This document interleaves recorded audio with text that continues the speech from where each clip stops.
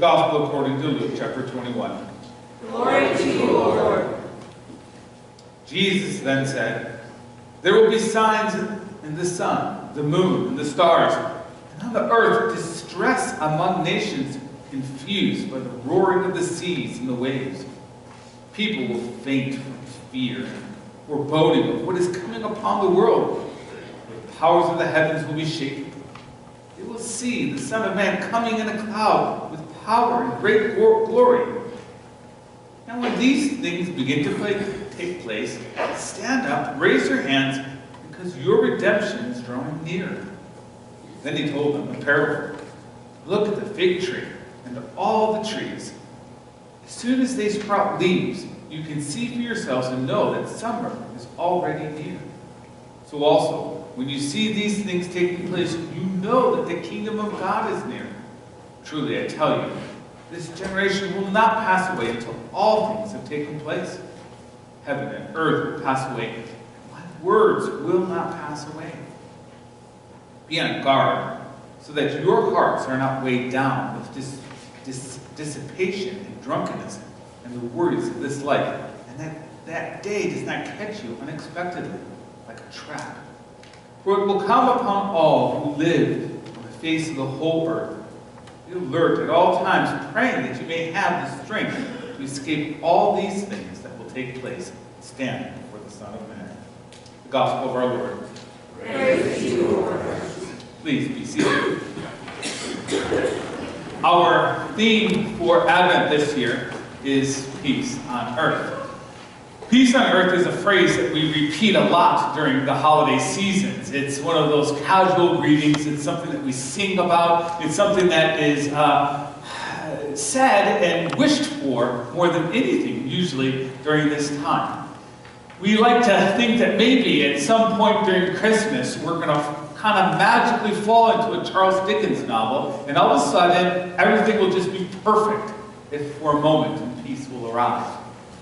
Peace, for most people in our culture, in the English language, usually means the absence of conflict, where everything is working together perfectly. There's no arguing, there's no bickering, there's no brokenness, there's no hurt, pain, or suffering. That's what peace means for many people. And when we look at peace during the holidays, usually it's something we desperately want, and maybe we achieve for about 4 minutes.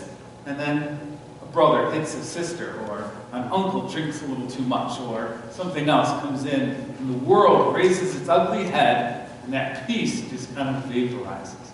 I'm sure you know what this is like. You probably felt it. We all have families. We all live in this world with all of the anger and hostility and fear-mongering that we see happening all around us. It seems like our world is very far away from anything that could remotely be resembling peace. As we think of this concept of peace, though, when we look at what the Bible says about peace, it actually means something very different than what we often think of as peace. Whereas our world thinks of peace as the absence of conflict, the peace that Jesus talks about and prays for, and that the New Testament writers are referring to, refers more to wholeness or completeness. So when you have peace, it's not that you have the absence of conflict, it's that you are a whole or a complete person. When Jesus was praying for his disciples in the Last Supper, and he was about to send them into the world, just as he sends us into the world, Jesus knows where he is sending us. He knows what kind of world it is. It's a broken, ugly, dangerous world. And it's not a place where we're going to find peace. But Jesus knew that sending us into the world, we needed wholeness or completeness. Because what happens when we go and live in this world attempts to determine who we are, to shape us, to define what kind of people we're going to be. And so Jesus wants us to go into this world, but yet be whole, complete people. Not defined by the world, not shaped by the world, but instead shaped by the wholeness or completeness that God gives us as a wonderful and gracious gift. Now, it seems like maybe something incredible, something that's far off. In fact, when we think of peaceful people, we sometimes think of these spiritual gurus that have this wall around them and nothing can enter them, and they meditate inside and they find peace on the inside, and nothing in this world can harm them or touch them. That's not really also the image that Jesus is giving us. Jesus doesn't want us to wall ourselves up away from the world and deny what's going on in the world. Instead, Jesus sends us into the world. He wants us to have peace. Not peace that the world offers, but a wholeness or completeness that God grants to us. So how do we receive this? I mean, is it something we automatically have? Because certainly I don't feel whole or complete, especially during the holidays when life is so stressful, so hectic. Our gospel reading for today comes from Luke. And the author Luke, we have to remind ourselves, is writing to a group of most likely Jewish followers of Christ who have experienced some really difficult times to live in. The temple most likely has been destroyed. The centerpiece of their faith, of the Jewish faith, is gone. The Jewish people, along with Christians, are being persecuted by the Roman government. Romans don't distinguish between Jew and Christian at this point. Everybody's kind of being mixed into one group, and they're all being forced to flee Israel. They're being kicked out of Jerusalem. And they're losing their homes, and their livelihoods, and their professions. Everything is being torn away from them. You can imagine what life is like when that happens, maybe. And so Luke is writing to them when their life is falling apart, when it seems like there's no peace whatsoever in their life. And I can't help but to think that Luke is thinking about these words that Jesus said, and reminds them of what Jesus said about what's going to happen. In fact, Jesus uses words like, people will faint from fear.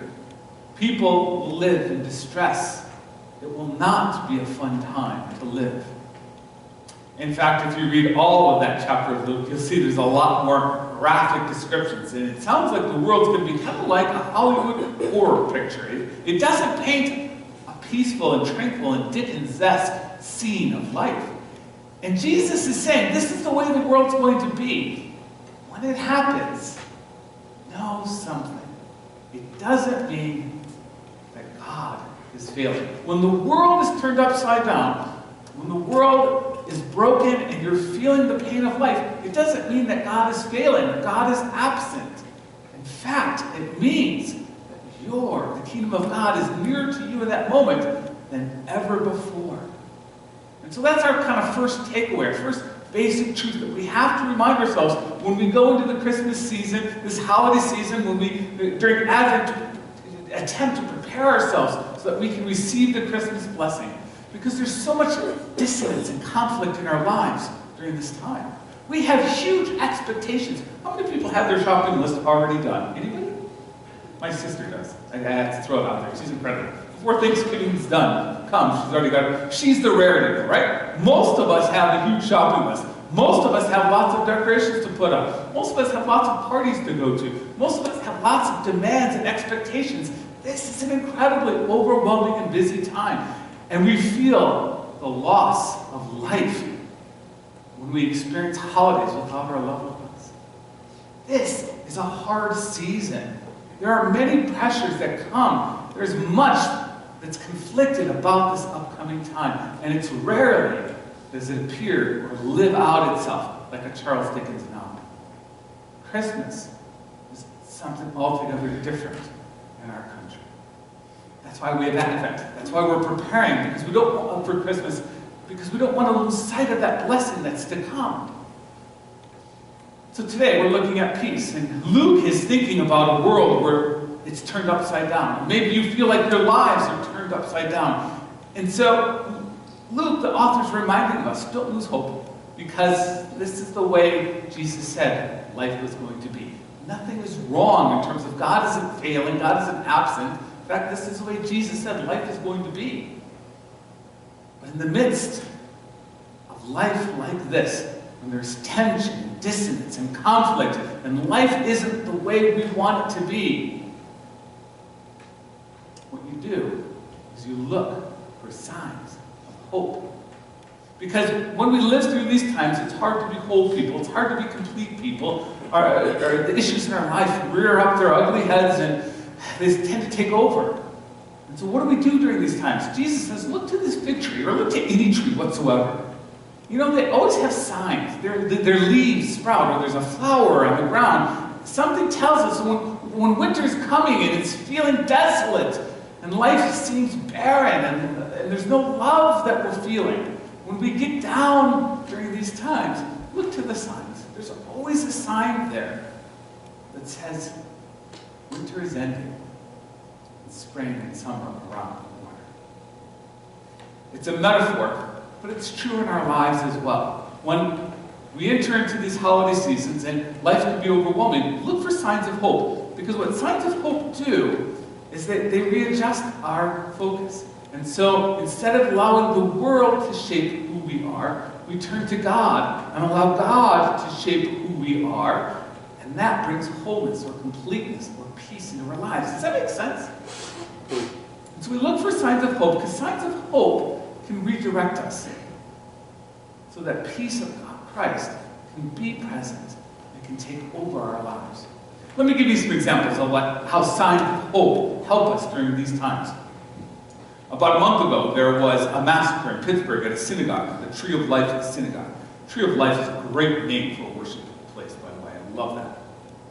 After this massacre at the Tree of Life Synagogue, the press came and they were interviewing people, and they were interviewing one of the survivors, and a reporter asked her, what do you do now? How do you recover from this?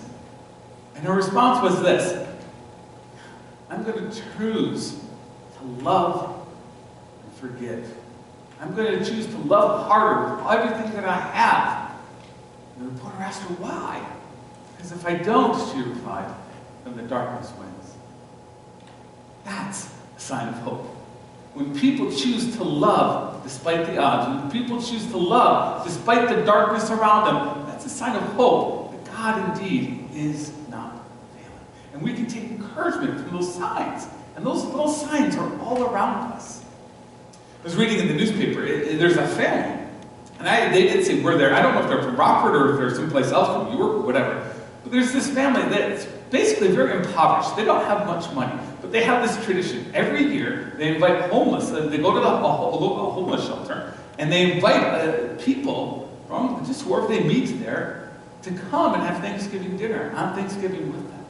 And I thought, wow, that's an incredible sign of hope. That's a sign that God is still moving powerfully in people's lives, because people who have little are not becoming bitter or angry. Instead, they're taking what they have and they're sharing it wonderfully with those who have nothing. That is a sign. Think of the story of Gideon in the Old Testament. Who you've never read the story of Gideon? It's a good story. Gideon lives in the time of Judges. The time of Judges, life is like this for the nation of Israel. Everything goes great, and the people forget about God. They start to sin really, really horribly, and their life gets messed up, and everything goes down the toilet, and life is bad. They cry out to God for help. God raises up a judge, a leader, a powerful leader, to come to lead them back into right worship of God, and then everything is great. And then they forget about God, they sin, life goes down the toilet, life is horrible, they cry out to God for help, God raises up the leader comes and leads them back to right worship of God, and it's this big cycle that repeats itself over and over and over. That's the time of Judges. Well, one of those stories is the story of Gideon, who was one of the judges. He was one of these powerful leaders. Gideon was living in a time of turmoil where Israel was lost. They had abandoned God, and life was oppressive. Everything was going wrong. People were suffering. People had nothing. It was a horrible time. And Gideon was, well, sheltering himself, living by him and his family were living apart, and they were just trying to survive and to not do anything wrong, to draw attention to themselves so that the powers that were ruling would notice them. And in the midst of this, God sends an angel to Gideon and says, all right, Gideon, you are going to be the next big leader. You're going to be the people that are going to lead my people out of their horrible circumstances back to me. And Gideon's like, no way, forget it. I'm just no one. I'm a no one. I'm not significant. I'm not powerful. I'm not rich. I don't have armies. I don't have some big glorious sword? I got nothing for you, God. Forget it. And God says, no, Gideon, you're the one. And Gideon says, okay, prove it to me. Give me a sign. He actually asked us for 3 signs. And God, believe it or not, doesn't get all angry that Gideon doesn't have a lot of faith. He doesn't judge Gideon. God actually, what's the word I'm looking for, accommodates Gideon and says, okay, here are your 3 signs. Gideon sees the 3 signs he asked for, incredible miracles, and he's wow.